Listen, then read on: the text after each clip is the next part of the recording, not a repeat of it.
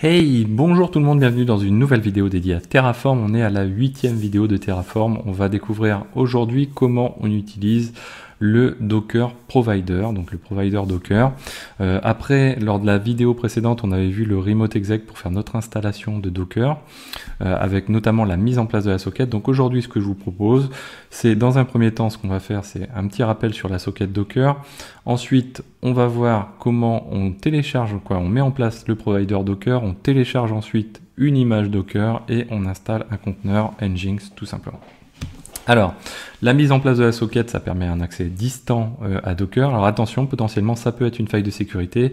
L'idéal, c'est de mettre, nous, on a fait une installation un peu épurée et simplifiée qui permet pas d'avoir des garanties fortes en matière de sécurité, notamment la mise en place du TLS, etc.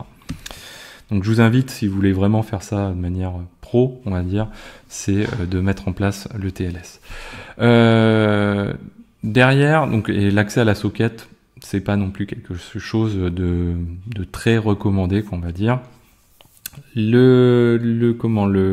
L'installation de cette socket, on l'a fait via notamment la modification de la conf systemd, du service systemd de Docker. Donc on a rajouté les 3 lignes suivantes dans le fichier startupoptions.conf.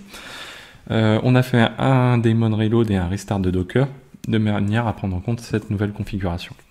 Le test qu'on a fait, c'est on fait un Docker, on lui passe un -H, on lui indique l'endroit où se situe la socket, avec le port ou sans le port. Si vous êtes sur le 2375, c'est le port par défaut, il va le découvrir aussitôt. Et ça, c'est fonctionnel. Donc, on peut maintenant utiliser notre Docker Provider. Donc, j'ai en haut une machine Terraform, en bas ma machine avec Docker qui est installée via Terraform, je le rappelle. On va donc du coup, dans un premier lieu, déclarer notre provider Docker. Donc on va le passer comme ceci. Alors on va utiliser notre variable d'ailleurs ici. Ensuite, donc on indique l'adresse de la socket. Ensuite, donc il est possible d'utiliser pas forcément la socket TCP. Je crois qu'on peut utiliser la socket Unix à vérifier. On va ensuite télécharger une image. Donc par exemple l'image Nginx. Donc pour ça, là on va utiliser une ressource du provider Docker. Donc cette ressource, elle s'appelle docker_image. On lui affecte un nom, le nom de cette ressource, pas le nom de l'image, mais le nom de la ressource. Et derrière, on va indiquer le nom, cette fois-ci, de l'image qui va être sur le Docker Hub par défaut, puisqu'on ne tape pas sur une registrie privée ou autre. Donc on lui demande l'image Nginx.latest. Ensuite, on va faire la même chose pour les conteneurs. Donc on va utiliser la ressource qui s'appelle Docker Container du provider Docker. On lui affecte un nom de ressource, donc Nginx. Et derrière, on lui dit, écoute, tu vas utiliser l'image. L'image, c'est celle qui correspond à la ressource dockerimage.nginx qui est juste au-dessus en version latest. Derrière, on déclare un nom de conteneur. Et on fait une exposition de port. Donc l'exposition de port, elle se fait très simplement, on met port, le port interne du conteneur, à l'intérieur du conteneur, et le port externe qu'on veut exposer sur le host, donc en l'occurrence le même port. Donc on va faire ça, c'est très rapide du coup. Donc ici, moi j'ai un main.tf. Donc nous on va conserver notre main.tf de la vidéo précédente, qui nous a permis d'installer Docker. Donc ici on a notre main.tf qui correspond à l'installation de Docker spécifiquement. En termes d'organisation, on va faire un autre tf file, fichier tf, toc, voilà. Et ici je vais aller lui déclarer, alors on va réutiliser notre variable. Donc je vais lui faire comme ceci. Et là c'est la var ssh host puisque c'est le même IP. Derrière, donc on déclare bien notre source. On a notre provider, on déclare notre ressource Docker image et notre ressource container.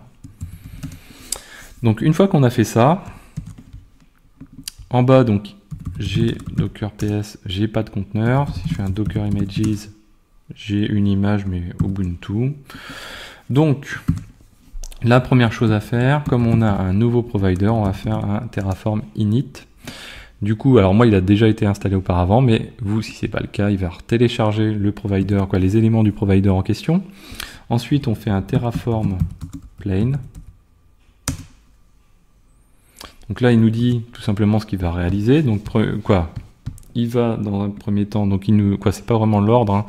Il va installer un container Nginx, vous voyez, une ressource qui s'appelle Nginx, et tous les éléments du conteneur, on les retrouve ici. Donc ça, c'est des éléments qu'on peut réutiliser en output après, bien sûr.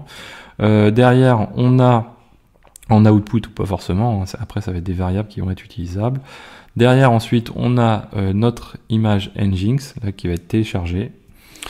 Et puis voilà. Donc, si je fais un Terraform apply maintenant, auto approve. Hop. Donc ça évite de taper le yes. Donc là, il se connecte. Il va télécharger l'image en question. Et il va faire son travail avec Docker.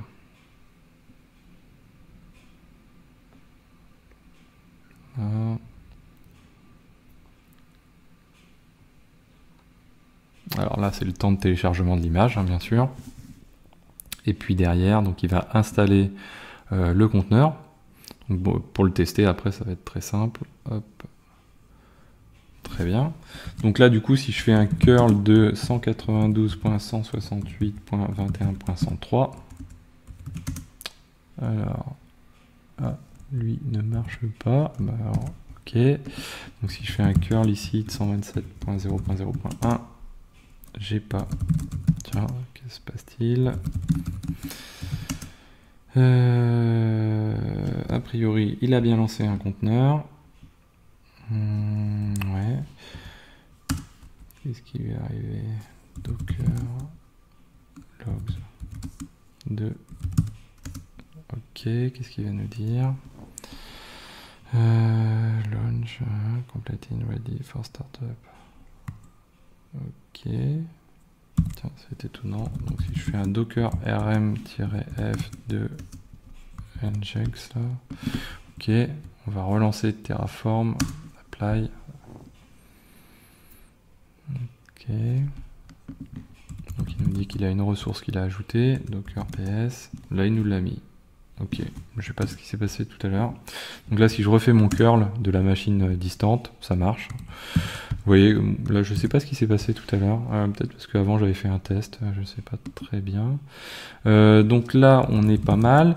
L'autre élément à savoir, c'est qu'en fait, donc là, on vient d'installer une image en particulier, qui est l'image Nginx. Si je fais une modification de mon TF Docker, et que je lui place un Ubuntu ici. Et derrière ici, je vais appeler, tiens, on va changer la ressource ici, on va l'appeler Ubuntu. Et derrière, on va appeler tout Ubuntu. Toc, voilà. Ubuntu. Et puis là, lui, on va mettre que le conteneur il va s'appeler Ubuntu. En même temps, ouais, bon, l'image d'Ubuntu va pas être très intéressante, mais c'est pas grave. Hop, voilà. Donc là, si je fais cette fois-ci un Terraform plain, donc là, qu'est-ce qui va se passer? Alors, il faut remonter pas mal, là, cette fois-ci. Donc là, il va nous dire, voilà, j'ai des ressources, celles qu'il connaît via son TF state. La ressource Docker Container Nginx va être supprimée parce qu'en fait, elle n'existe plus. Et alors que je l'ai dans le TF state, l'état des main TF et Docker TF me dit que ça ne doit pas exister, donc je vais la supprimer. Et il fait pareil avec les images. Donc il va supprimer l'image Nginx. Par contre, il va créer les deux autres. Donc ça, on peut le faire. Après, l'image Ubuntu, je pense qu'elle va se stopper aussitôt parce qu'elle va pas avoir de process qui tourne, mais c'est pas grave. On va voir le principe. Toc. Bon, ça a été même très vite. Donc si je fais un docker ps, docker ps -a, j'ai bien un Ubuntu qui a été lancé. Après, Ubuntu, il faut lui passer un slip ou quelque chose pour que le container reste.